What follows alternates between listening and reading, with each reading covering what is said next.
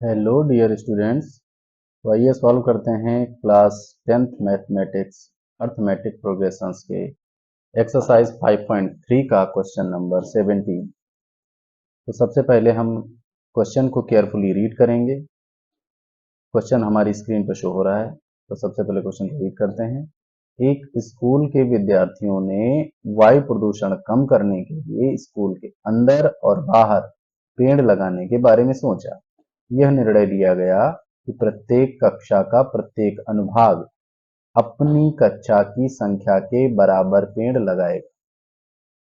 उदाहरणार्थ कक्षा 1 का एक अनुभाग एक पेड़ लगाएगा, कक्षा 2 का एक अनुभाग 2 पेड़ लगाएगा, कक्षा 3 का एक अनुभाग 3 पेड़ लगाएगा, इत्यादि।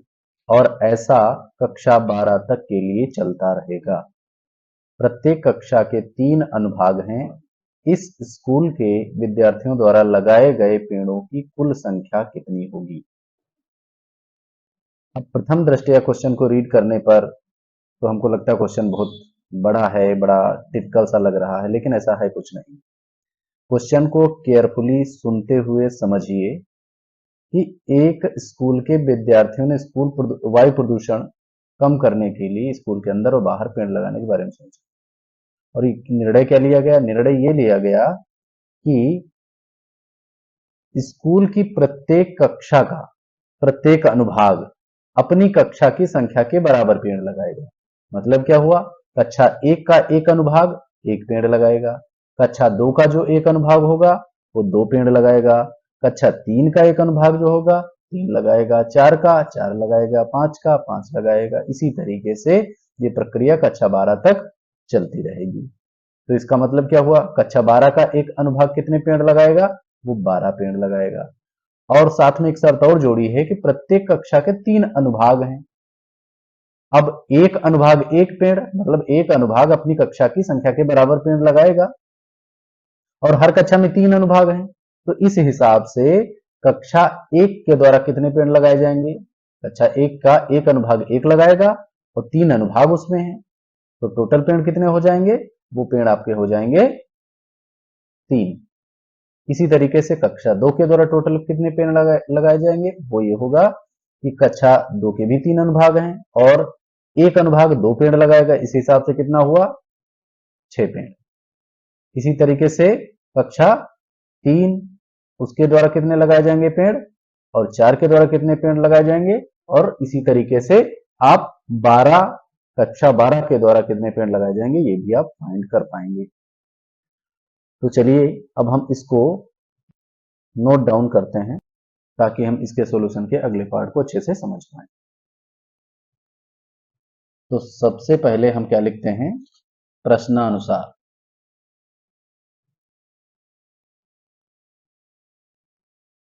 प्रश्नानुसार प्रश्न क्या कह रहा है? प्रश्न के हिसाब से कि कक्षा 1 के छात्रों द्वारा लगाए गए पेड़ कितने होंगे।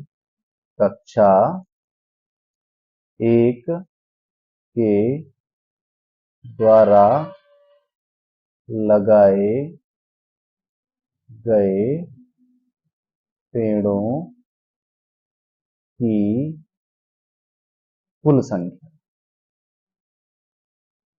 तो प्रश्न क्या कह रहा है? प्रश्न कह रहा है कि कक्षा 1 का जो विद्यार्थी है, चूंकि कक्षा सभी कक्षाएं अपनी कक्षा के अनुसार पेड़ लगाएंगे, कक्षा की संख्या के अनुसार। तो कक्षा 1 का एक अनुभाग कितना पेड़ लगाएगा? वो 1 लगाएगा। और कक्षा 1 में अनुभाग कितने हैं? 3 है। तो टोटल पेड़ कितने हो जाएंगे? 3 हो जाएंगे। इसी तरीके से कक्षा 2 के द्वारा लगाए गए पेड़ों की कुल संख्या क्या हो जाएगी? अब कक्षा 2 वाले कितने लगाएंगे? प्रत्येक अनुभाग लगाएगा 2 और अनुभाग कितने हैं? 3। तो टोटल पेड़ कितने होंगे 6। इसी तरीके से कक्षा 3 के द्वारा लगाए गए कुल पेड़ों की संख्या क्या होगी? अब कक्षा 3 का प्रत्येक अनुभाग कितने पेड़ लगा रहा है? 3 लगा रहा है और अनुभाग उसमें कितने हैं? 3। तो टोटल पेड़ कितने हो जाएंगे? 9 हो जाएंगे। इसी तरीके से हम इस प्रोसेस को आगे बढ़ाते हुए लेके जाएंगे और कहां तक लेके जाएंगे? इसी तरीके से हम पहुंचेंगे कक्षा 12 तक। तो हम सभी को नहीं लिख रहे हैं यहां पर, उसकी कोई जरूरत नहीं है। तो कक्षा 12 के द्वारा लगाए गए पेड़ों की संख्या क्या होगी, क्योंकि यहां भी कक्षा 12 का एक अनुभाग कितने पेड़ लगाएगा, 12 लगाएगा, और यहाँ भी सेक्शन कितने हैं, अनुभाग कितने हैं, 3 है। तो टोटल पेड़ हमारे पास कितने हो जाएंगे इनके द्वारा लगाए हुए, 36। तो इस तरीके से हमारे पास डेटा निकल के आ रहा है। तो इस डेटा के आधार पर हम कह सकते हैं कि ये एक एपी की फॉर्म में होंगे। आप देख पा रहे हैं 3 एंड 6, 6 एंड 9, 9, उसके बाद आगे इसी तरीके से ये प्रोसेस बढ़ता रहेगा। तो इसे हम एक एपी के रूप में फॉर्म करते हुए क्वेश्चन को सॉल्व करेंगे। तो इसलिए इनसे बनने वाली एपी क्या होगी, प्रथम पद क्या हो जाएगा 3, और दूसरा क्या 6, तीसरा 9, इसी तरीके से आगे वाला जो आएगा वो आपका 12 आएगा। तो उसको हम नहीं लिखते हैं, अब इसी को हम आगे करते हुए, और आखिरी में जो 12वां पद होगा वो कितना होगा हमारा 36। अब ये 12वां पद हमको प्राप्त हो गया। टोटल पद कितने होंगे, 12 बनेंगे। तो इस प्रकार से यहाँ इस एपी में हम क्या देख पा रहे हैं, ए हमारे पास कितना है 3 है, एंड डी क्या है आप देख रहे हैं यहाँ पर, डी कितना आ रहा है, दूसरे पद से पहले पद को माइनस करेंगे 3 आएगा, या तीसरे से दूसरे को माइनस करेंगे तो भी 3 आएगा। कुल मिला के सभी पदों के बीच में अंतर बराबर है, इसीलिए ये एपी के रूप में है। तो यहाँ पर सार्वांतर डी कितना आ रहा है हमारा, वो आ रहा है 3।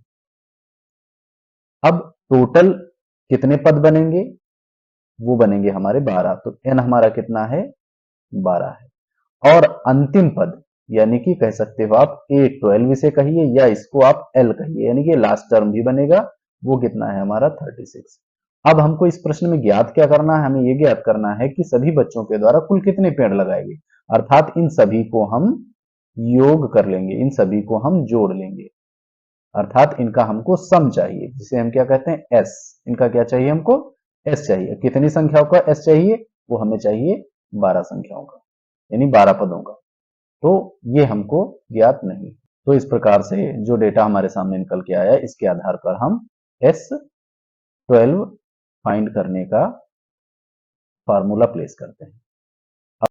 तो S12 फाइंड करने का हमारे पास दो फार्मूला होते हैं, एक शॉर्ट वाला एक लॉन्ग वाला। तो यहाँ पर हम शॉर्ट वाला फार्मूला यूज करेंगे, क्योंकि हमारे पास यहाँ लास्ट टर्म अवेलेबल है, इसलिए हम शॉर्ट वाला फार्मूला यूज करेंगे, क्योंकि उसे सॉल्व करना थोड़ा आसान होता है। तो n/2 into a plus L,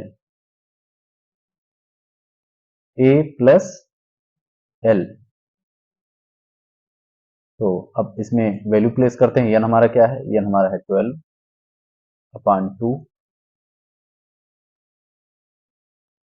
into a की वैल्यू हमारे पास क्या है 3, एंड लास्ट टर्म हमारे पास यानी A12 क्या है 36 है, तो उसे प्लेस कर लेंगे।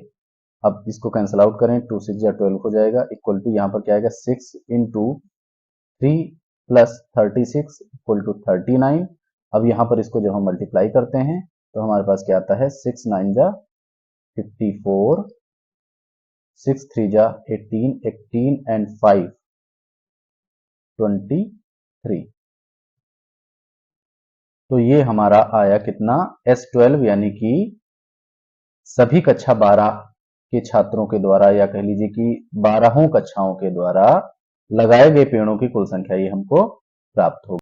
अब हम इसे फाइनल आंसर के रूप में इस प्रकार लिख सकते हैं, इसलिए स्कूल के छात्रों द्वारा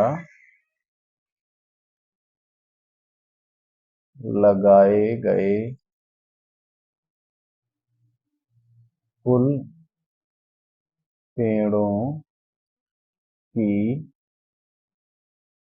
संख्या बराबर 234। तो ये हमारा हो गया फाइनल आंसर। उम्मीद है आपको ये सॉल्यूशन बहुत अच्छी तरीके से समझ में आया होगा। अगर आपको एक क्वेश्चन बहुत अच्छी तरीके से समझ में आया है तो प्लीज़ चैनल को सब्सक्राइब करिए, लाइक करिए एंड शेयर करिए। Thank you for watching. जय हिंद।